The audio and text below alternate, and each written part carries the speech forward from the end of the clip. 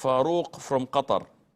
So my question is, how should I pray on a flight where the airline asks passengers to pray from their seats, but on my particular flight, the Qibla is directly behind me when I sit on my seat. Also, most of the flight attendants are non-Muslims, so they wouldn't give any importance to the Salah, and they would prohibit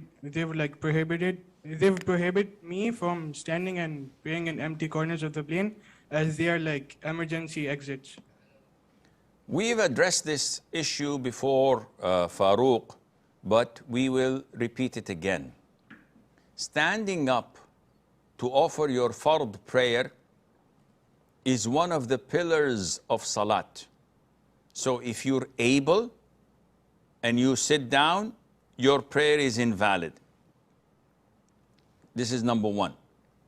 So if I'm unable to stand up, simply because the flight attendants are not allowing to, especially if you are in the economy class, there is no room for you to stand, most likely, because of the airplanes being tight and the ceiling is low.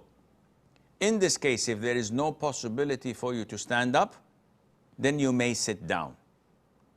Facing the Qibla is one of the conditions of salat.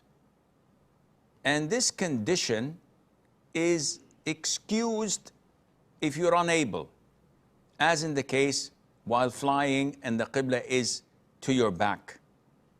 So I cannot face the Qibla. I cannot stand, let alone face the Qibla. In this case, this condition is compromised and Allah has given you the concession to pray elsewhere due to necessity. Now, if you're in a business class or a first class, there is enough room for you to pray where you are standing up, and sometimes you can even prostrate in some airlines. But at least you can stand up and maybe you can face the Qibla, so you have to do this. Bowing is normal, prostrating might not be possible. You can sit down and bow or lean forward as if you're prostrating to the best of your ability, and Allah Azza wa Jal knows best.